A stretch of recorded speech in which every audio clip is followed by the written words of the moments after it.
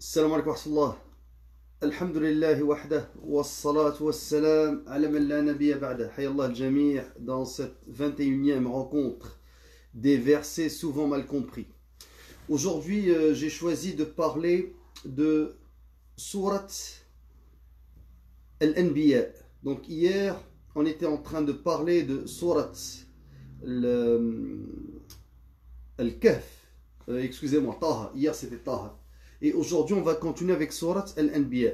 Et avant de commencer à parler de Surat Al-Anbiya, j'aimerais tout d'abord la présenter brièvement. Surat Al-Anbiya est une surah mécoise. Donc, surah mécoise, qui dit surah mécoise, dit Al-Aqida, la doctrine, la croyance musulmane.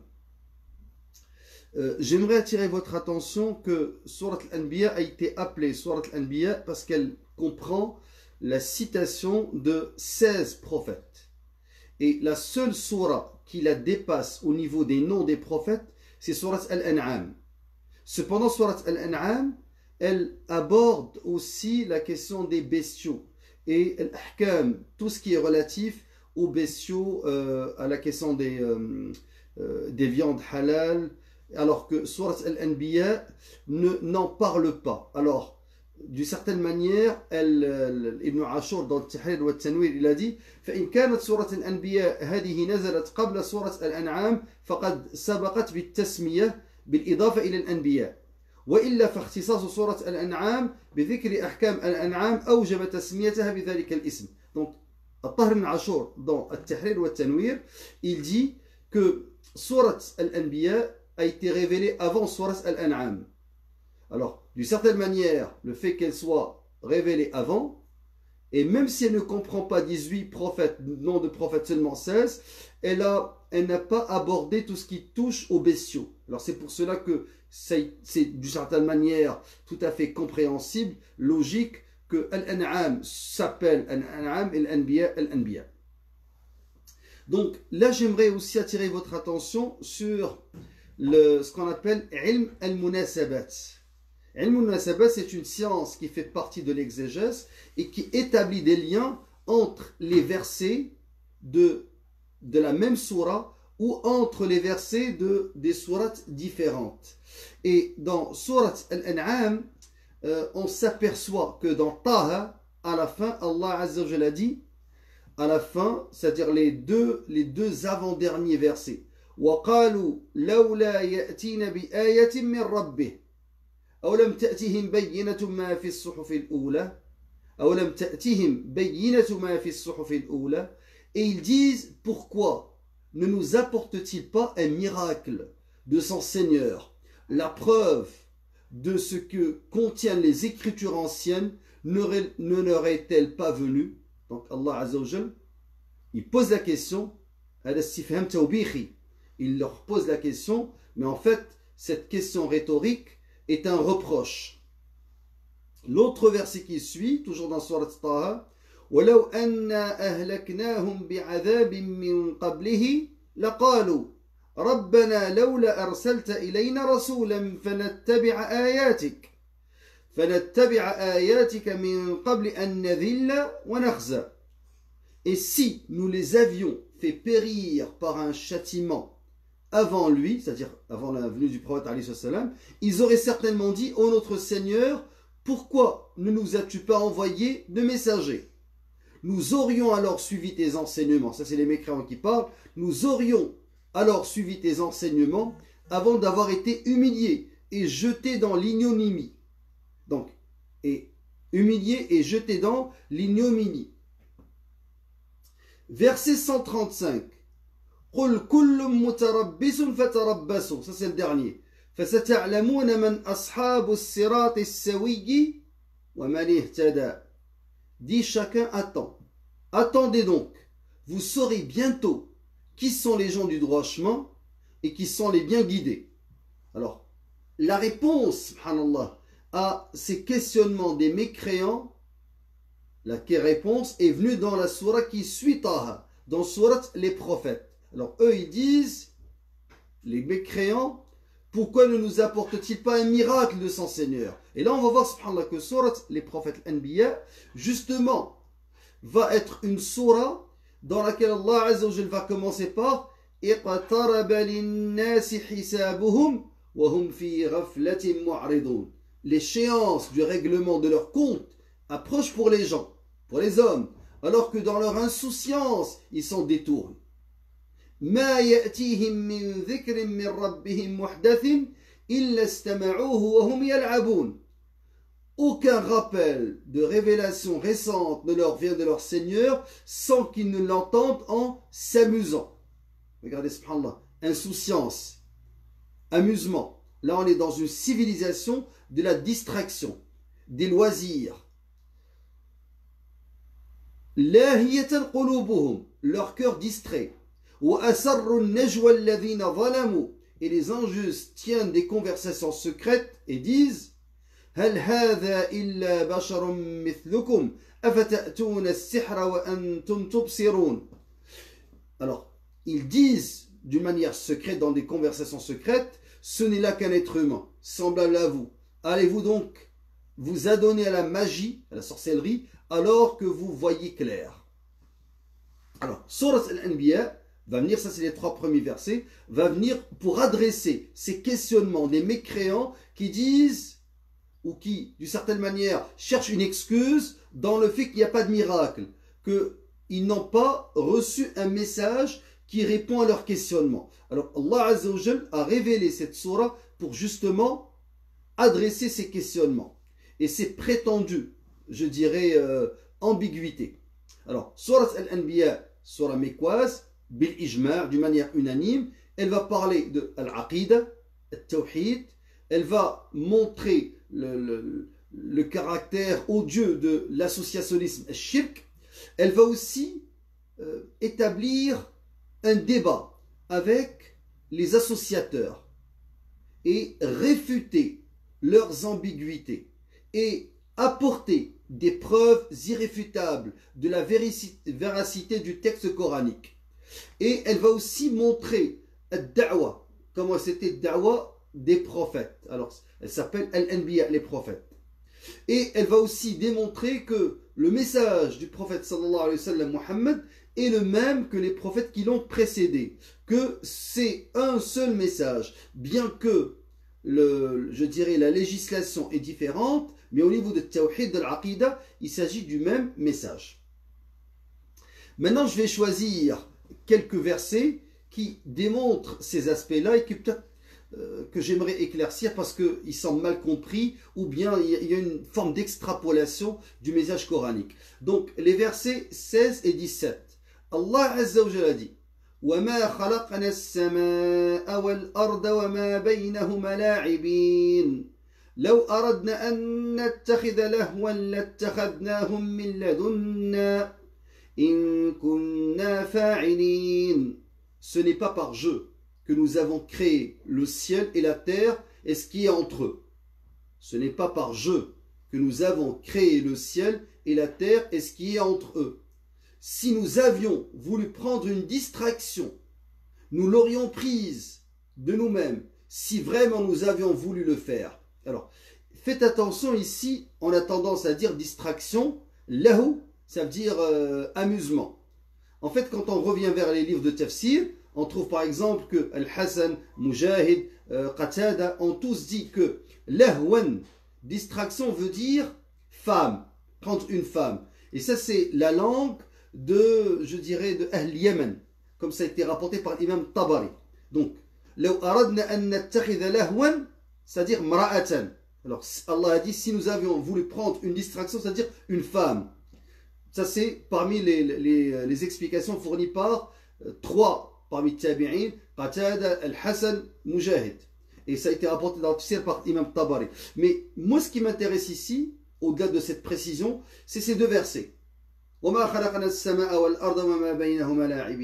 n'est pas par jeu que nous avons créé le ciel et la terre, ce qui est entre eux. Donc, il n'y a pas de caractère absurde. Vous savez que, par exemple, le mouvement existentialiste prêchait, défendait l'idée de l'absurde, disait que le monde est absurde.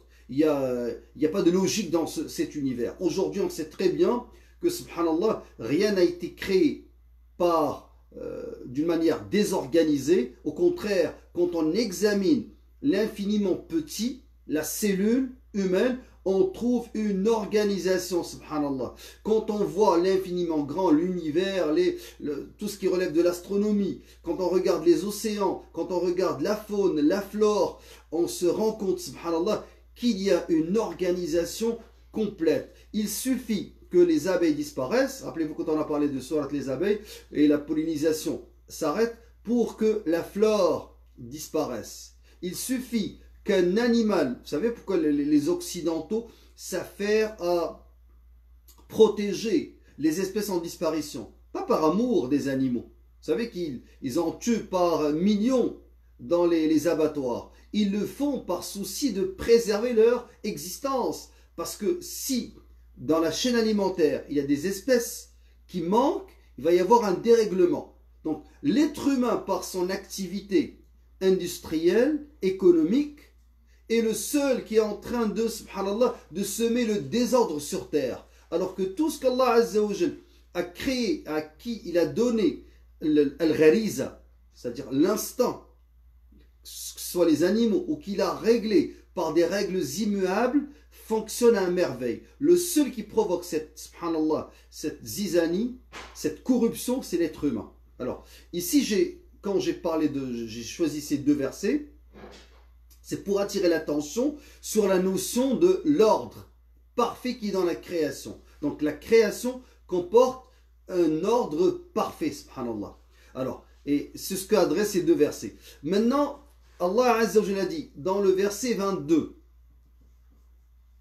s'il y avait dans le ciel et la terre des divinités autres qu'Allah, tous deux seraient certes dans le désordre. Donc s'il y avait dans le ciel et la terre des divinités autres qu'Allah, tous deux seraient certes dans le désordre.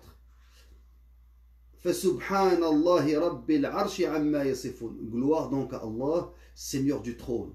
Il est au-dessus de ce qui lui attribue. Donc subhanallah, ce verset nous montre qu'Allah Azza wa Jal a créé les cieux et la terre d'une manière parfaite, il y avait un certain ordre, et que s'il y avait plusieurs divinités, à ce moment-là, il n'y aurait pas cette perfection dans la création. Allons-y dans les versets 30, 31, 32, 33. Et là, subhanallah, dans ces versets-là, on a ce dialogue, ce débat, dans lequel Allah Azza wa Jal réfute les ambiguïtés des associateurs, de ceux qui nient, subhanallah, soit la seigneurie aujourd'hui, ou la divinité à l'époque. Alors, Allah Azza wa Jal a dit, ceux qui ont mécru, n'ont-ils pas vu que les cieux, regarde, n'ont-ils pas vu? C'est toujours une interrogation rhétorique. Bien sûr, Allah connaît la réponse, mais c'est une forme de reproche. Ceux qui ont mécru, n'ont-ils pas vu que les cieux et la terre formaient une masse compacte? Ensuite, nous les avons séparés et fait de l'eau toute chose vivante. Ne croiront-ils donc pas? Subhanallah. Allah dit, il affirme, les cieux et la terre formés, n'ont-ils, ceux qui ont mécru, les mécréants qui nous écoutent, ceux qui ont mécru, n'ont-ils pas vu que les cieux et la terre formaient une masse compacte? Ensuite, nous les avons séparés et fait de l'eau toute chose vivante. Ne croiront-ils donc pas? Donc Allah déclare ici que toute chose vivante a été créée à partir de l'eau. Allah déclare que les cieux et la terre formaient une masse compacte. Ensuite, il les a séparés. Ça, c'est une affirmation qu'on est prêt à défendre devant n'importe quel scientifique. Devant n'importe quel être humain. Ensuite, Allah a dit, et nous avons placé des montagnes fermes dans la terre afin qu'elles ne s'ébranlent pas en les entraînant. Et nous avons placé des défilés servant de chemin afin qu'ils se guident. Verset 32. Et nous avons fait du ciel un toit protégé, et cependant il se détourne de ses merveilles. Verset 33. Et c'est lui qui a créé la nuit et le jour, le soleil et la lune, chacun voguant dans une orbite. Regardez, ça c'est 4 versets, subhanallah, qui, d'une certaine manière, constituent un défi à ceux qui ont mécru, aux mécréants. Et Allah Azza wa Jal l'affirme dans son livre. Et ça fait, regardez combien de siècles qu'on répète cela. Que ça soit aux premiers bédouins, que ça soit aux ignorants complexes d'aujourd'hui. Alors, le verset 30, ceux qui ont mécru, n'ont-ils pas vu que les cieux et la terre formaient une masse compacte? Ensuite, nous les avons séparés. L'imam Ibn Kathir l'a dit à propos de ce verset, au début de la création, les cieux et les terres étaient collés les uns aux autres et formaient une seule masse compacte.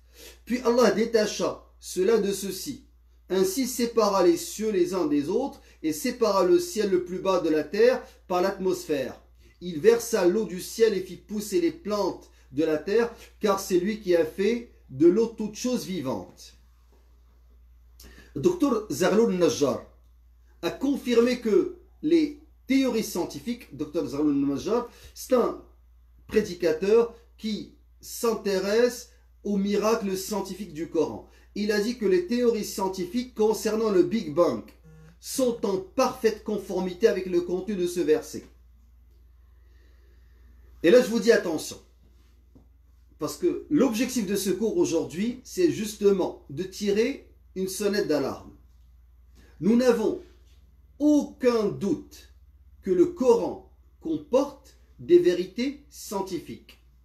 Il n'y a pas de doute à cet égard. Nous n'avons aucun doute que le Coran recèle, subhanallah, de miracles scientifiques, que ce soit au niveau de l'astronomie, de la physique, de la géographie, de la géologie, de l'océanologie, de la biologie, de la botanique, de la zoologie, de la médecine, de la physiologie, de l'embryologie, entre autres. Dans toutes ces sciences, nous n'avons pas de doute. Nous n'avons pas de doute que le Coran recèle des miracles linguistiques, rhétoriques, stylistiques, historiques. Il n'y a pas de doute à cet égard non plus. Cependant, il faut faire extrêmement attention de ne pas trancher dans l'explication des versets coraniques par des théories, je dis bien théories scientifiques, parce que le Big Bang, formulé par Dr Zarloul Najjar et d'autres, je dirais prédicateurs, Zakir Naik par exemple, et d'autres qui sont connus, le fait de trancher et de dire que ce verset est expliqué par cette théorie, ça c'est une erreur. Pourquoi c'est une erreur? Parce qu'une théorie reste une théorie. Ce n'est pas une vérité scientifique. Alors, il suffit que la théorie change pour qu'on nous dise « Ah, en 2020, il y avait des ignorants qui ont expliqué le Coran par cette théorie scientifique et aujourd'hui, en 2075, on s'est rendu compte que c'était une erreur. » Alors, nous, on ne tranche pas. S'il s'agit d'une vérité scientifique, on tranche. Parce qu'on sait que c'est vrai. Mais s'il s'agit d'une théorie, on ne tranche pas. On peut la citer, mais pas dans un livre de tafsir. Dans des conférences, nasta'nisu biha wa la najzimu biha. Nasta'nis, oui, on dit entre autres, voici ce qui est dit, mais sans trancher. Alors, juste pour vous expliquer un petit peu de quoi il s'agit quand on parle du Big Bang. Parce que là, j'ai trouvé dans plusieurs livres de prédicateurs, de savants aujourd'hui qui évoquent le Big Bang quand ils parlent de ce verset 30 de Surat Al-Anbiya, Surat les prophètes. Ceux qui ont mécru n'ont-ils pas vu que les cieux et la terre formaient une masse compacte? Ensuite, nous les avons séparés.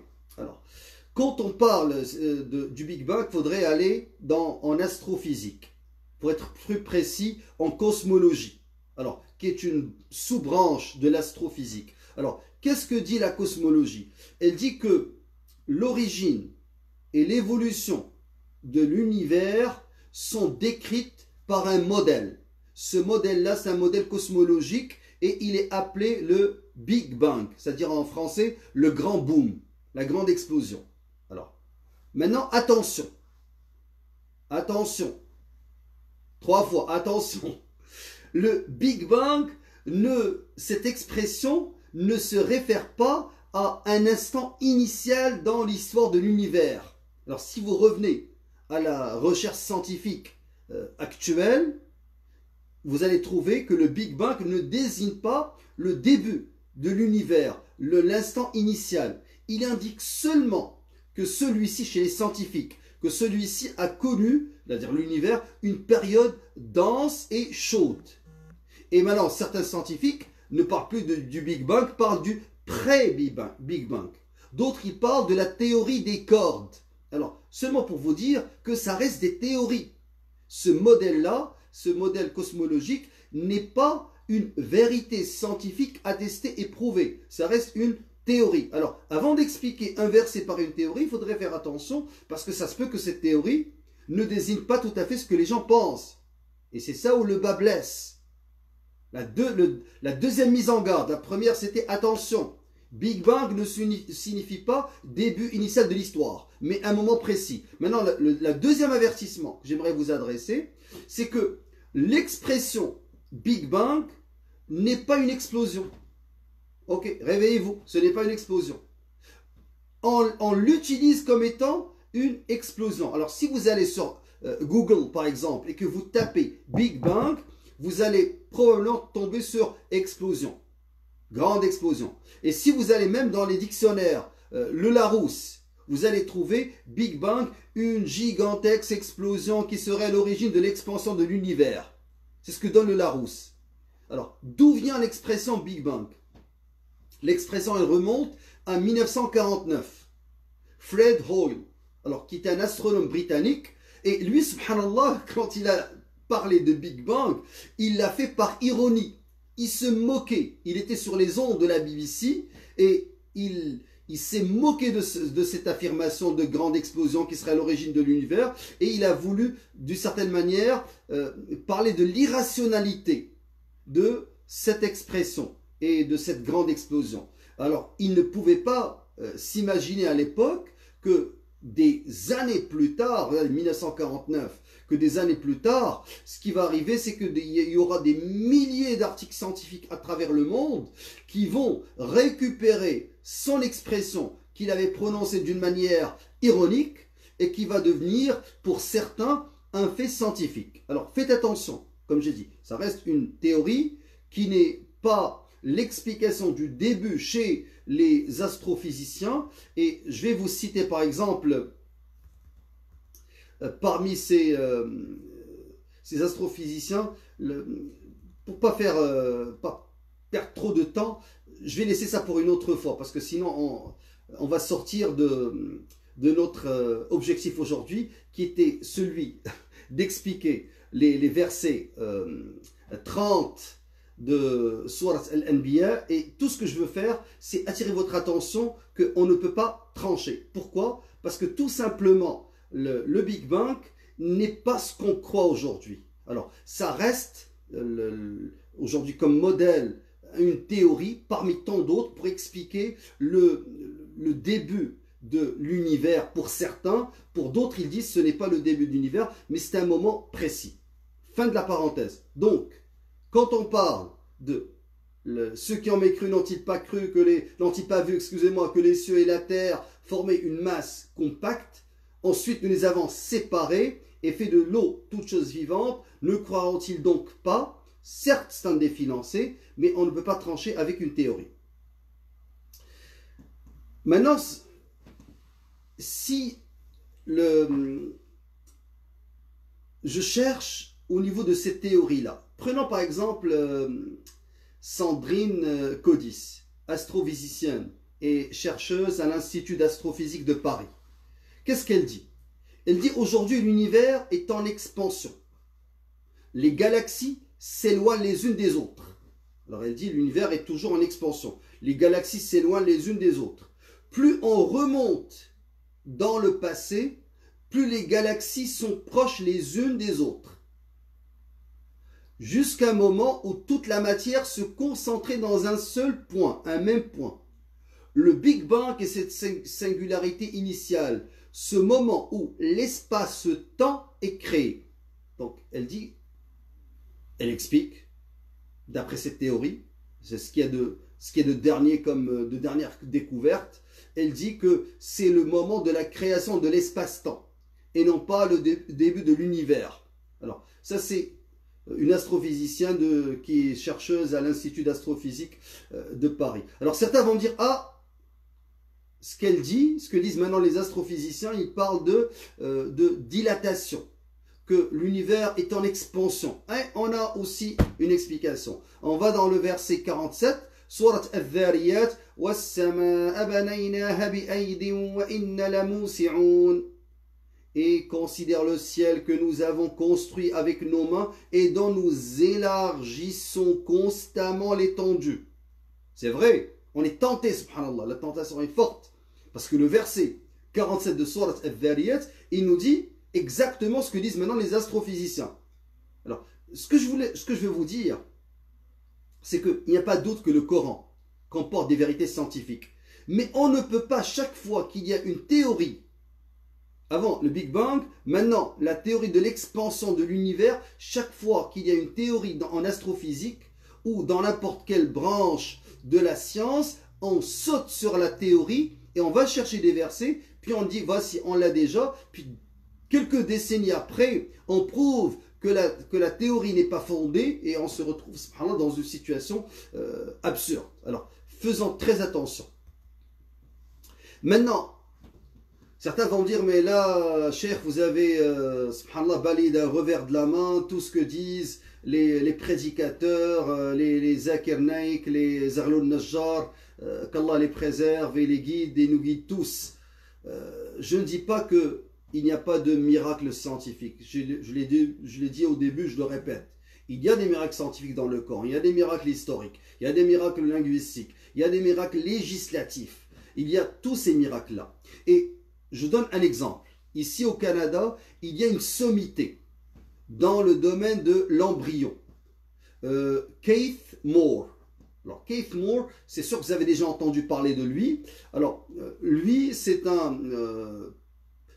le président du département de l'anatomie à l'université de Toronto.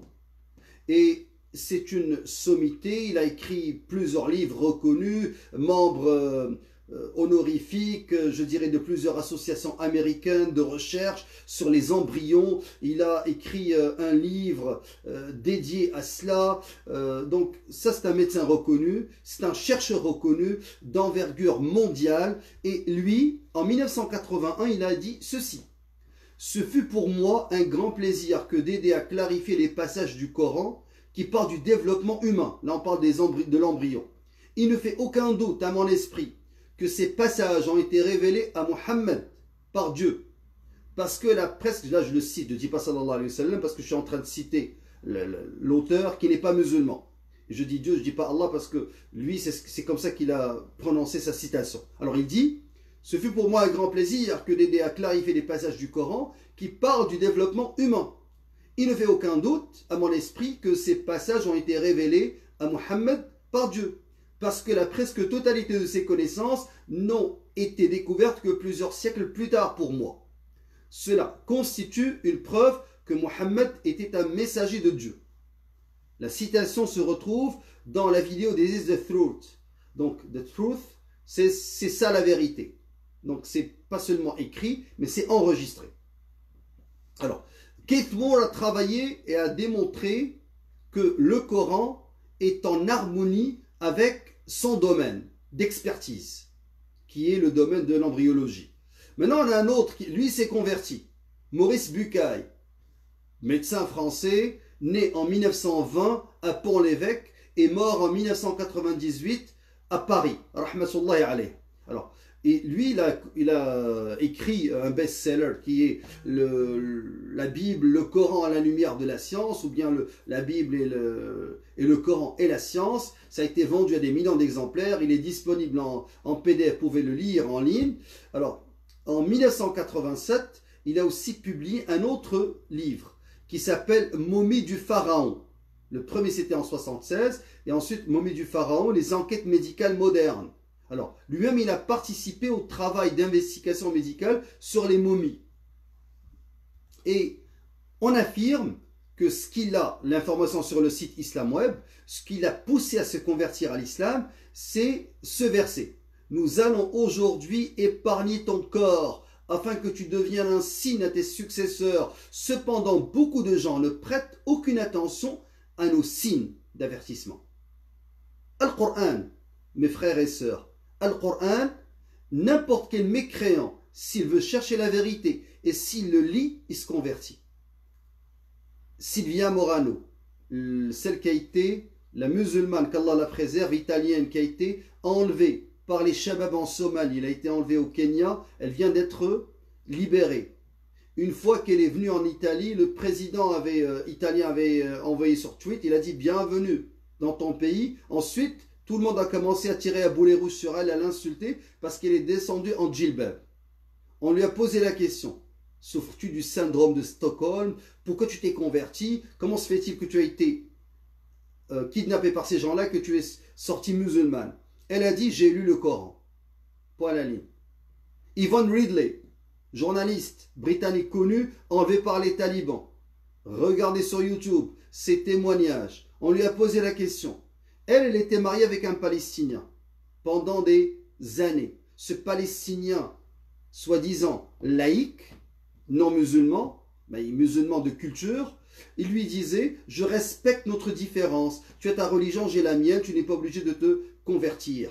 Alors, elle est partie chez des talibans. Quand je dis les talibans, certains qui méprisent les talibans disent ils ont aqida maturidiya, c'est des soufis, c'est pas des intellectuels. Mais subhanallah, ces gens-là, grâce à Allah Azza wa Jal, ont pu la convertir. Avec quoi? Avec un manuscrit du Coran, subhanallah. Traduction des sens du Coran en anglais. Et on dit, on va te relâcher parce que tu es une civile, tu n'as rien fait, tu n'es pas une espionne, et retourne dans ton pays, mais à condition. Lis ce livre. Elle a lu le Coran, elle s'est convertie. Alors, je vous dis que, subhanallah, Al-Qur'an, c'est la base de notre da'wah. Et Maurice Bucaille, on dit on raconte sa conversion, il dit qu'en 1980, dans les années 80, vous savez, Mitterrand, il a gouverné la France de 81 à 95 à peu près. Et il a, à un certain moment, voulu, il a demandé à l'Égypte de lui envoyer pour que la momie du grand pharaon, pour qu'elle soit examinée dans le centre archéologique français. Alors, là où est-ce qu'il y avait les grands égyptologues, les spécialistes, des médecins, des équipes multidisciplinaires. Il y avait des médecins, des chirurgiens, des légistes. Alors, pour qu'ils puissent non seulement analyser et étudier l'état de cette momie, mais ils voulaient aussi, d'une certaine manière, éviter qu'elle se désintègre. Ils voulaient je dirais, la conserver. Alors, ce qui est étrange dans cette affaire-là, c'est que Maurice Bucaille, il a commencé à se poser comme question, comment se fait-il que cette momie, que le corps du grand pharaon, a été conservé alors qu'il a été noyé. Alors, il dit les autres pharaons ont été embaumés. Mais celui-là, il a séjourné en mer. Et il a commencé à vouloir annoncer cela dans un rapport définitif, mais un de ses collègues lui a dit ne te précipite pas pour écrire ce rapport, car il faut que tu saches que les musulmans parlent de noyade de cette momie. Alors, il a commencé à vérifier ce fait-là, et il a trouvé que le Coran non seulement parle de noyade, mais il parle de conservation du corps. Allah a dit, nous allons aujourd'hui épargner ton corps, on parle du pharaon, afin que tu deviennes un signe à tes successeurs, subhanallah. Cependant, beaucoup de gens ne prêtent aucune attention à nos signes d'avertissement. Alors, ce qu'il a fait, il est parti voir At-Tawrat. Donc la Torah, et dans le livre de l'Exode, il y a un passage qui dit, l'eau revint et couvrit tous les chars et les cavaliers de l'armée du pharaon qu'il avait suivi, et personne n'y réchappa. Alors, il a lu cet extrait-là, et il dit que la Torah ne parle pas du sauvetage du corps de ce pharaon, et ne parle pas non plus de sa conservation intacte, après qu'il fut embaumé avec soin. Alors, parce que normalement, quand le corps a été noyé, avec le sel, avec l'eau, c'est sûr que ce n'est pas un corps normal, parce que quand il embaume les corps des pharaons, c'était juste après la mort. Alors, ça c'était, d'une certaine manière, le corps n'était pas en décomposition, n'était pas soumis à la chaleur, je veux dire, le froid de l'eau, au sel, à tous ces éléments-là. Alors, Maurice Bucaille, ce qu'il a dit, entre autres dans son livre La science et le Coran, la Bible, le Coran et la science, il a dit la première chose qui étonne celui qui lit le texte coranique pour la première fois est la richesse des sujets scientifiques qui y sont traités. Et alors que l'on trouve dans la Torah actuelle des erreurs scientifiques monumentales, et l'on n'en trouve aucune dans le Coran.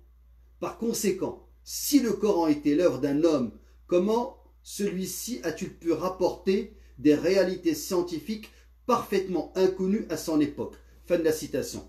Vous allez trouver qu'il y a toute une campagne contre Maurice Bucaille en France.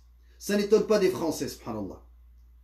Mais ce que moi j'aimerais rapporter et rappeler à ces Français qui luttent contre l'islam, l'Académie française a décerné à Maurice Bucaille en 1988 le prix d'histoire pour son livre La Bible, le Coran et la science. Alors, si on lui a décerné ce prix, c'est quand même, il s'agit d'un livre, d'une œuvre qui a été quand même appréciée par l'Académie française au niveau de l'histoire scientifique, et qu'on n'obtient pas facilement un prix de l'Académie française parce qu'il y a un comité de lecture. Toujours Maurice Bucaille, il a dit « J'ai d'abord procédé à l'étude du noble Coran, et ce sans idée préconçue, et avec une totale objectivité, afin de chercher le niveau de concordance existant entre le texte coranique et les données de la science moderne. Je savais avant d'aborder cette étude, et grâce aux traductions, que le Coran évoquait différentes sortes de phénomènes naturels. Mais mes connaissances dans ce domaine étaient fort restreintes. Cependant, grâce à l'étude approfondie du texte arabe, j'ai pu établir une liste, et après avoir terminé cette dernière, je me suis rendu compte que le Coran ne comportait aucun verset critiquable du point de vue de la science moderne. Et c'est donc avec la même objectivité que j'ai étudié de la même manière l'Ancien Testament, donc texte sacré des Juifs, et les évangiles, texte sacré des chrétiens. Pour ce qui s'agit de l'Ancien Testament, je n'ai pas eu besoin d'aller au-delà du premier livre, c'est-à-dire la Genèse, pour déceler des problèmes. En effet, j'ai trouvé des paroles incompatibles avec la plupart des données scientifiques de notre temps. En ce qui concerne les évangiles, on trouve que l'évangile de Matthieu contredit clairement l'évangile de Luc. Ce dernier évoque clairement un élément parfaitement incompatible avec les connaissances modernes concernant l'apparition de l'homme sur terre. Fin de la citation. Donc aujourd'hui, ce n'était pas un cours sur les miracles scientifiques. C'était un cours sur la méditation de versets extraits de Surat Al-Anbiya, les prophètes, qui est une réponse au questionnement des mécréants dans la fin de Surat Taha, et qui ont dit Allah Azza wa Jal, pourquoi ne nous apporte-t-il pas un miracle de son Seigneur? La preuve de ce que contiennent les écritures anciennes ne leur est-elle pas venue? Là, Allah Azza wa Jal leur envoie toute une surah qui s'appelle Al-Anbiya, les prophètes, et dans laquelle, subhanallah, il dit: ceux qui en mécru n'ont-ils pas vu que les cieux et la terre formaient une masse compacte? Ensuite, nous les avons séparés et fait de l'eau toute chose vivante. Ne croiront-ils donc pas? Wallah al-Musta'an. Si seulement ils croyaient. C'est ce qu'on leur espère. Rendez-vous demain, Inch'Allah.